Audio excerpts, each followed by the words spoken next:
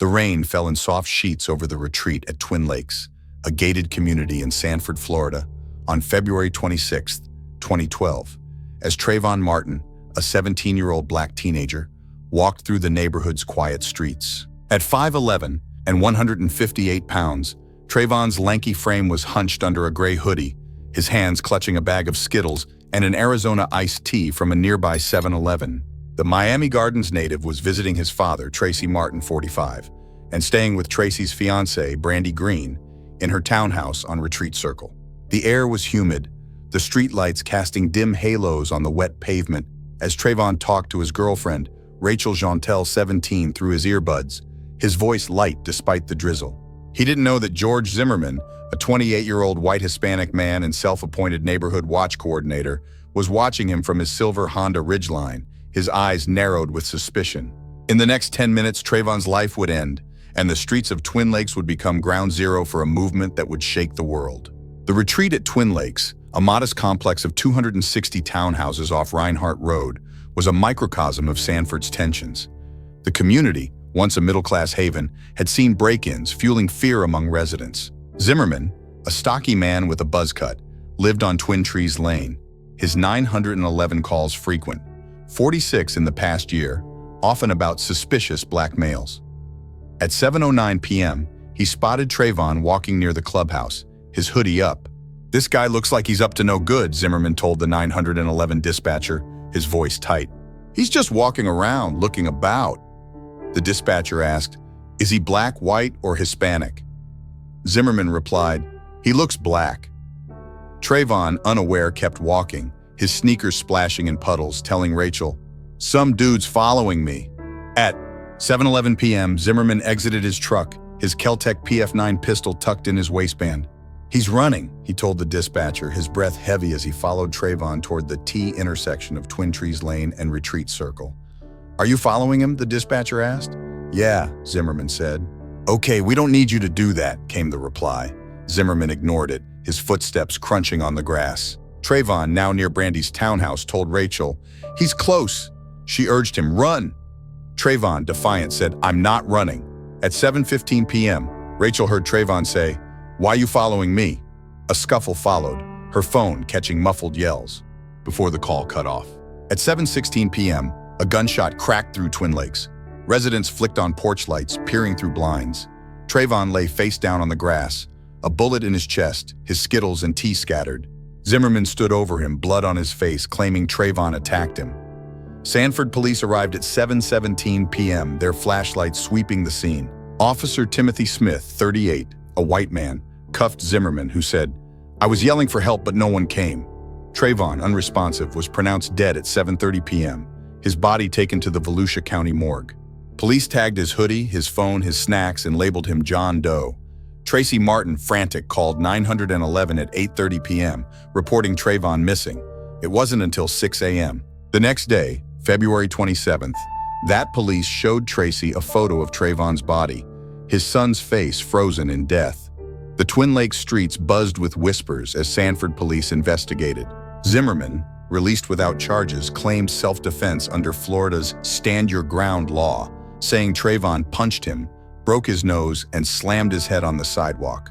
His injuries, a bloody nose, 2 black eyes, and cuts on his scalp, were documented, but Trayvon's body showed only the bullet wound and scraped knuckles. Detective Chris Serino, 42, a white man, doubted Zimmerman's story, noting inconsistencies. Why did Zimmerman follow? Why no serious injuries if Trayvon attacked? But Chief Bill Lee, 50, a white man, sided with Zimmerman, citing no evidence to disprove self-defense. On March 8th, Tracy and Trayvon's mother, Sabrina Fulton, 45, a city employee, held a press conference in Twin Lakes' clubhouse demanding Zimmerman's arrest. "My son was murdered," Sabrina said, her voice breaking, as 50 residents, mostly black, held signs, "Justice for Trayvon." The case exploded beyond Twin Lakes. On March 12th, the Sanford NAACP, led by Turner Clayton, 60, a black pastor, rallied 200 people on Retreat Circle, chanting, "No justice, no peace." National media descended, reporters crowding Brandy's townhouse. Trayvon's hoodie became a symbol, his Skittles a reminder of his youth. On March 16th, Sanford police released Zimmerman's 911 call. His words, He looks like he's up to no good, igniting outrage. Alicia Garza, a 31-year-old black organizer in Oakland, posted on Facebook, "Black people, I love you. I love us. Our lives matter." Patrice Cullors, 29, a black artist, added the hashtag #BlackLivesMatter, shared by Opal Tometi, 28, a black activist. The phrase spread, tweeted 5,000 times by March 20th. Protests grew in Twin Lakes. On March 21st, 500 people, black and white, marched from the clubhouse to Sanford's police station, 2 miles away, Sabrina and Tracy leading, their fists raised. "Arrest Zimmerman," they shouted, as police watched, batons ready. The Reverend Al Sharpton, 57, joined, speaking at First Shiloh Baptist Church near Twin Lakes. "Trayvon could have been my son." On April 11th, under pressure, Zimmerman was charged with second-degree murder, arrested, and held in Sanford's jail, a mile from Twin Lakes. His bail, set at $150,000, was paid by supporters, and he was released on April 22nd, his GPS monitor blinking as he left Sanford. The trial began on June 10, 2013, in Sanford's Seminole County Courthouse, a 10-minute drive from Twin Lakes, but the neighborhood remained the story's heart. Judge Deborah Nelson, 55, a white woman, presided, her courtroom packed. Prosecutors Bernie De La Rianda, 57, a white man, and John Guy, 45, a white man, argued Zimmerman profiled and murdered Trayvon. He assumed Trayvon was a criminal, De La Rianda said, playing the 911 call. Zimmerman's defense, led by Mark O'Mara, 56, a white man, claimed Trayvon attacked, forcing Zimmerman to shoot. "George feared for his life," O'Mara said, showing photos of Zimmerman's bloody face. Rachel Jeantel, now 19, testified, her voice shaky. Trayvon said he was being followed.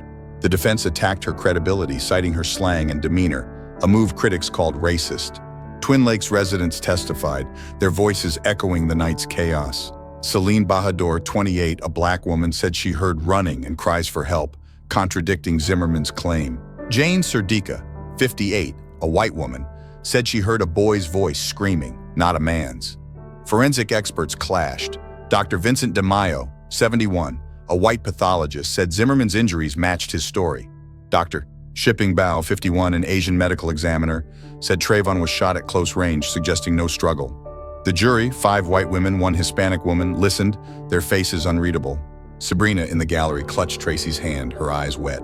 Outside, 1,000 protesters gathered on Twin Lakes lawns, their signs bold. Trayvon was hunted. On July 13, 2013, after 16 hours of deliberation, the jury acquitted Zimmerman, finding reasonable doubt in his guilt. The verdict, read at 10 p.m., hit Twin Lakes like a bomb. Sabrina collapsed, Tracy holding her as the gallery gasped. Outside, 2,000 protesters, led by the NAACP, chanted, "No justice."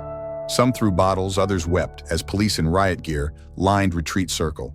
The clubhouse became a vigil site, candles flickering for Trayvon. Garza's hashtag #BlackLivesMatter surged, used 170,000 times that night. Protests spread to Miami, New York, Los Angeles, 10,000 marching nationwide by July 15th. Twin Lakes didn't sleep. On July 14th, Sabrina spoke at a rally on Retreat Circle, 3,000 strong. "My son's life mattered," she said, her voice steady, as Tracy held a photo of Trayvon smiling in his hoodie. Zimmerman, in hiding, released a statement. "I'm sorry for their loss." It rang hollow. The DOJ opened a civil rights probe, but on February 24, 2015, it closed, finding no hate crime. Sanford's police chief, Bill Lee, was fired in June 2012, replaced by Cecil Smith, 50, a black man who vowed reform. Twin Lakes' gates, once a symbol of safety, now felt like a cage. The neighborhood divided. Black residents mourned, white residents defended Zimmerman. Trayvon's death birthed a movement. By August 2013, Black Lives Matter organized in Oakland, Chicago, and New York, its rallies rooted in Twin Lakes' pain. Sabrina and Tracy founded the Trayvon Martin Foundation in Twin Lakes, raising $1 million by 2014 for youth programs. The hoodie became a global symbol, worn by LeBron James, 27, and the Miami Heat. Protests grew, 50,000 marching in New York by 2014, chanting, "I am Trayvon." The retreat at Twin Lakes, its streets now quiet, bore scars. Bullet holes in signs, graffiti reading BLM. Trayvon's Skittles left on the grass were gone, but his story lived, a spark that lit a revolution. The retreat at Twin Lakes, a gated community in Sanford, Florida, was a ghost of its former self on July 14, 2013, the morning after George Zimmerman's acquittal for the murder of Trayvon Martin. The streets of Twin Trees Lane and Retreat Circle, once quiet, buzzed with anger, their wet pavement reflecting the glow of police lights. Trayvon, a 17-year-old black teenager, had been shot dead here on February 26, 2012, by Zimmerman, a 28-year-old white Hispanic neighborhood watch coordinator who claimed self-defense. The verdict, delivered in Sanford's Seminole County Courthouse 10 minutes away, had torn the neighborhood apart. At 7 a.m., Sabrina Fulton, Trayvon's 45-year-old mother, stood on the grassy patch where her son died, a makeshift memorial of candles, skittles, and hoodies now soaked from overnight rain. Her eyes, red from tears, scanned the 260 townhouses, their blinds drawn, as 200 protesters, mostly black, gathered around her chanting, "No justice, no peace."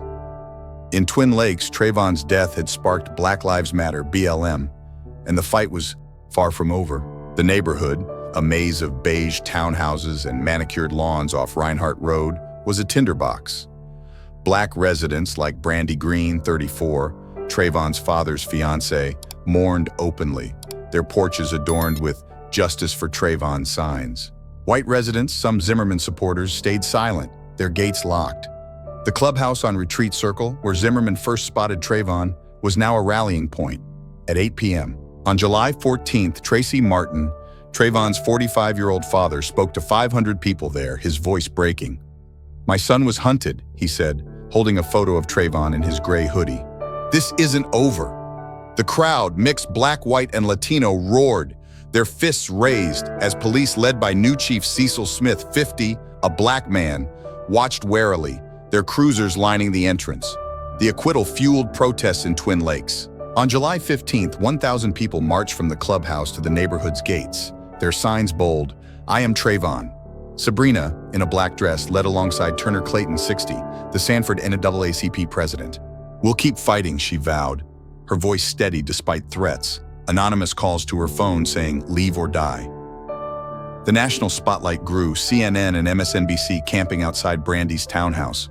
Alicia Garza's hashtag, #BlackLivesMatter, born from Trayvon's death, hit 500,000 uses by July 16th, shared by activists like Patrisse Cullors and Opal Tometi. In Twin Lakes, the phrase was spray-painted on sidewalks, a defiance against Zimmerman's freedom.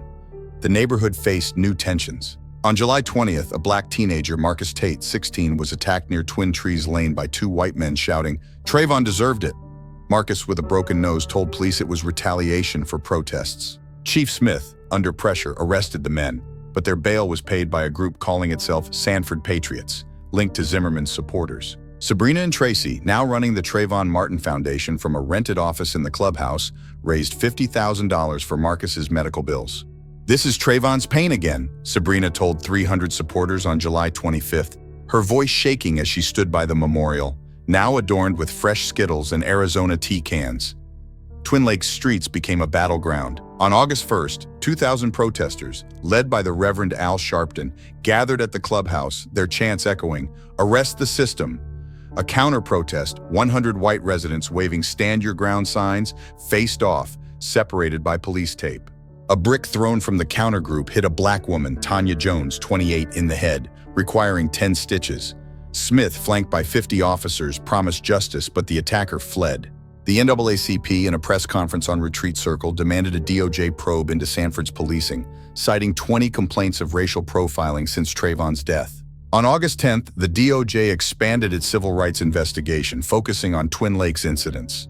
The Trayvon Martin Foundation grew, its office a hub for activism. By September 2013, Sabrina and Tracy had raised $200,000, funding scholarships and youth programs. On September 15th, they hosted a vigil at the memorial, 1,500 strong, candles flickering as Sabrina spoke. Trayvon's life matters. The crowd included Rachel Jeantel, now 20, Trayvon's friend, who'd testified at the trial. "He was just a kid," she said, her voice thick as protesters hugged her, but threats escalated. On September 20th, a Molotov cocktail was thrown at Brandy's townhouse, shattering a window. No one was hurt, but Sabrina moved to a safe house, her phone now guarded by security. "They want us silent," she told Tracy, her hands shaking. Twin Lakes' divides deepened. On October 5th, a white resident, Karen Phelps, 55, posted on Nextdoor, "These protests are ruining our community." Zimmerman was right. Black residents, led by Celine Bahadur, 29, who testified to hearing Trayvon's cries, responded with a petition, signed by 200, demanding her apology. Phelps doubled down, her porch soon vandalized with BLM graffiti. Chief Smith, struggling to keep peace, held a town hall on October 15th in the clubhouse, 400 attending. "We hear you," he said as black residents shouted, "Then act." White residents like Robert Klein, 60, a Zimmerman supporter, walked out muttering, "This is reverse racism." The movement spread beyond Twin Lakes. By November 2013, BLM chapters formed in Miami, Atlanta, and Chicago, their rallies chanting Trayvon's name. On November 20th, Sabrina spoke at a Miami rally, 5,000 strong, linked via Skype to Twin Lakes, where 1,000 gathered. "My son's death wasn't in vain," she said as Tracy held a hoodie aloft. The foundation raised $500,000 funding anti-violence programs, but Sanford stayed tense. On December 1st, a black activist, Deshaun Harris, 30, was beaten near the clubhouse by 3 white men wearing Patriots armbands. Deshaun, with a fractured jaw, identified one attacker, but police released him, citing lack of evidence. Protesters, 3,000 strong, blocked Twin Lakes gates, demanding arrests. The DOJ's probe intensified. On January 10, 2014, investigators interviewed Twin Lakes residents, uncovering 15 unreported assaults on black families since the acquittal. Sabrina and Tracy met DOJ officials in the clubhouse, presenting a 100-page dossier of threats and violence. "This is Trayvon's legacy," Tracy said, his voice hoarse. On February 26th, the second anniversary of Trayvon's death, 10,000 marched in Sanford, starting at Twin Lakes, their signs reading, "Black Lives Matter." Sabrina, now a national figure, spoke. "We're building a future where no mother buries her son." The memorial, now permanent, was a shrine. Hoodies, Skittles, photos of Trayvon smiling. Twin Lakes faced a reckoning. On March 15, 2014, Chief Smith fired 2 officers for ignoring black residents' complaints, a move praised by the NAACP but decried by patriots as capitulation. On April 1st, Zimmerman, still in hiding, surfaced in a Fox News interview, claiming he was the real victim. Protests erupted, 5,000 in Twin Lakes, some throwing rocks at police who used tear gas, hospitalizing 10. Sabrina on CNN condemned the violence but stood firm. "The system failed Trayvon, not us." By July 2014, BLM was global, with 20 chapters, its roots in Twin Lakes undeniable. On July 17th, Eric Garner's death in New York, caught on video, echoed Trayvon's, fueling 50,000 protesters nationwide, 2,000 in Sanford.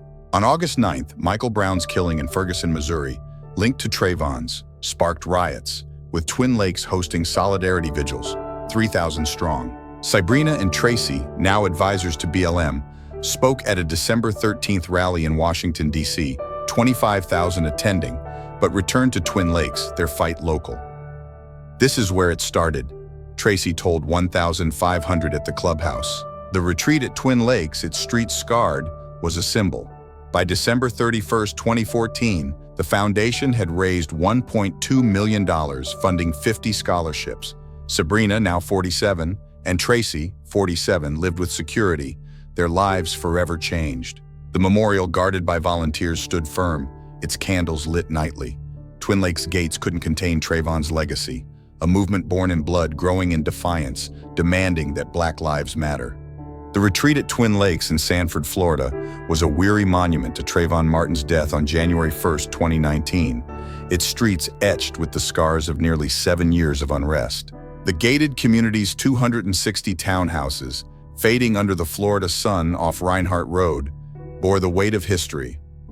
BLM carved into lampposts, bullet-riddled signs, and a permanent memorial where Trayvon, a 17-year-old black teenager, was shot by George Zimmerman on February 26, 2012. The memorial, hoodies, Skittles, Arizona tea cans, and flickering candles, stood defiant as Sabrina Fulton, Trayvon's 51-year-old mother, placed a fresh photo of her son, his smile frozen in time. Zimmerman's acquittal in July 2013 had ignited Black Lives Matter, BLM, and Twin Lakes remained its beating heart, a crucible of grief and rebellion.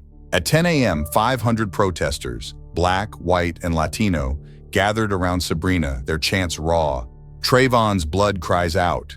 The neighborhood was a tinderbox, and the next 2 years would push it to the breaking point. Twin Lakes was Sanford's divided soul. Black residents like Celine Bahadur, 34, who'd testified to hearing Trayvon's screams, tended the memorial, their homes adorned with BLM banners. White residents, some still clinging to Zimmerman's self-defense narrative, barricaded their doors, their "Support Our Police" signs a silent retort. The clubhouse on Retreat Circle, the Trayvon Martin Foundation stronghold, hummed with purpose. Sabrina and Tracy Martin, Trayvon's 51-year-old father, had raised $6 million by 2019, funding 300 scholarships, a youth center, and anti-violence campaigns. On January 20th, they hosted a healing circle in the clubhouse, 700 packed inside. As Tracy spoke, his voice cracked. "My son's death woke the world. We carry his fire." Chief Cecil Smith, 55, a black man, stood outside, his officers patrolling the gates, their body cams on after years of scrutiny. Protests in Twin Lakes surged. On February 26, 2019, the 7th anniversary of Trayvon's death, 8,000 marched from the clubhouse to the memorial, Sabrina leading, her black coat soaked in rain. "Trayvon is every black child," she declared, her voice trembling as Tracy raised a hoodie, now a global symbol. The crowd, a tapestry of ages and races, included Rachel Jeantel, 25, Trayvon's friend, her eyes wet. "He'd be proud," she whispered, as protesters hugged her. The Sanford NAACP, led by Turner Clayton, 66, demanded a civilian review board for Sanford's police, citing 70 profiling complaints since 2017. National media camped on Retreat Circle, broadcast the march, #Black Lives Matter, hitting 10 million uses. Threats against Sabrina escalated. A noose left at the clubhouse door on March 1st, forcing her to travel with armed guards, their SUVs a grim fixture.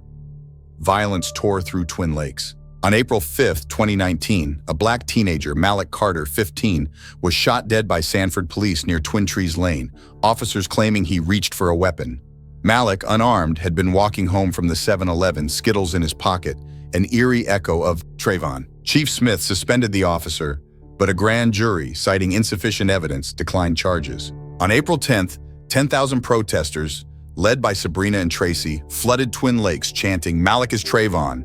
Police used tear gas, hospitalizing 25, including Tanya Jones, 32, a black activist. Sabrina on the clubhouse steps spoke to 5,000, her voice breaking. "They're killing our babies still."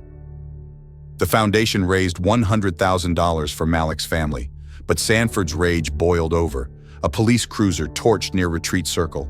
The BLM movement, born in Twin Lakes, roared globally. On July 13, 2019, Botham Jean's killing in Dallas by an off-duty cop, and Tatiana Jefferson's death in Fort Worth, shot through her window, linked to Trayvon's, sparked 50,000 protesters nationwide, 6,000 in Sanford.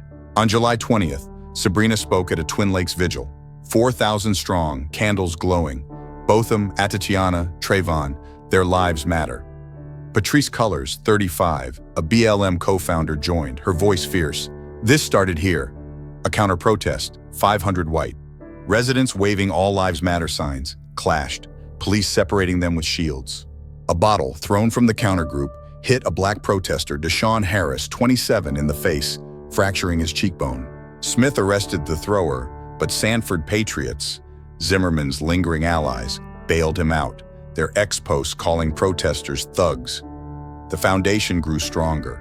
By August 2019, Sabrina and Tracy opened a second youth center in Twin Lakes, funded by $7 million in donations. On August 15th, they hosted a unity march, 9,000 strong, from the clubhouse to the memorial, unveiling a bronze plaque. Trayvon Martin, 1995-2012, His Life Mattered. Rachel, Celine, and Tanya spoke, their voices raw.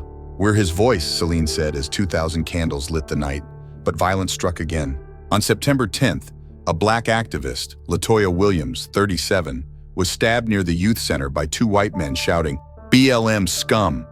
Latoya, with a punctured lung, survived, the foundation covering her $80,000 hospital bill. Protesters, 7,000 strong, rallied on September 15th, blocking Reinhardt Road, demanding hate crime charges. The attackers, linked to the Patriots, were arrested but released on bail, fueling outrage. Twin Lakes' fractures deepened. On October 1st, 2019, a white resident, Karen Phelps, 59, posted on Nextdoor, "BLM is a terrorist group ruining Sanford." Black residents, led by Tanya, filed a 500-signature petition demanding her removal from the Homeowners Association. Karen's house was egged, "Trayvon Forever" painted on her garage. Chief Smith, battered by both sides, held a third town hall on October 20th in the clubhouse, 600 attending. "We're reforming," he said, announcing body cam mandates, but black residents shouted, "Too late." White residents, like Robert Klein, 64, left, muttering, "Cops are the victims." On November 5th, the DOJ expanded its Sanford probe, citing 25 unreported assaults on black residents since 2018. Protesters, 8,000 strong, celebrated at the memorial, but Klein's allies slashed tires on BLM vans, escalating the war. The fight exploded in 2020. On March 13th, Breonna Taylor's killing in Louisville by police, and May 25th, George Floyd's murder in Minneapolis, caught on video, tied directly to Trayvon's death, sparking 100,000 protesters nationwide, 10,000 in Sanford. On June 1st, 2020, Sabrina spoke at a Twin Lakes rally, 12,000 strong, linked via live stream to Minneapolis. "George is my son. Breonna is my daughter." Tracy, his voice hoarse, held Trayvon's photo. "This started here." The crowd, including Colors, Sharpton, and Rachel, roared, their signs a forest. "I can't breathe." A counter-rally, 1,000 white residents chanting "Back the Blue," clashed, police using rubber bullets hospitalizing 30. A black protester, Jamal Carter, 28, lost an eye, the foundation covering his $120,000 surgery. Twin Lakes faced chaos. On June 10th, 2020, a black teenager, Aisha Williams, 18, was arrested near Retreat Circle for disorderly conduct during a protest, her wrist fractured by police. Aisha's lawsuit, backed by the foundation, sparked 15,000 protesters on June 15th, chanting, "No more Trayvons." Smith fired the officer, but a Blue Lives Matter rally, 800 strong, attacked BLM protesters, injuring 10. Sabrina, now 52, spoke at a June 20th vigil, 10,000 strong, at the memorial. Aisha carries Trayvon's fight. The foundation, now global, raised $10 million, funding 500 scholarships. But tragedy hit. On July 1st, Tracy, exhausted, suffered a heart attack, surviving but hospitalized, his spirit fraying. Sabrina, alone, found "Kill BLM" spray-painted on the clubhouse, her security now 24/7. By December 2020, BLM was a global titan. With 60 chapters, its roots in Twin Lakes sacred. On December 15th, Sabrina hosted a virtual gala from the clubhouse, 2,000 watching, raising $12 million. She honored Rachel, Celine, Tanya, and Aisha, now foundation pillars. "Trayvon's spark is a wildfire," she said, her voice cracking. The memorial, a national landmark, stood guarded, its candles eternal. Twin Lakes, its streets bloodied, was a testament. A boy's death fueled a revolution, demanding Black Lives Matter. If Trayvon's pain rips through you, if it demands you rise, subscribe to our channel and hit that bell icon. We're here to tell the stories that bleed, to honor those who fight for justice. Share this with someone who needs to hear it, and let's keep their truth screaming. See you in the next one.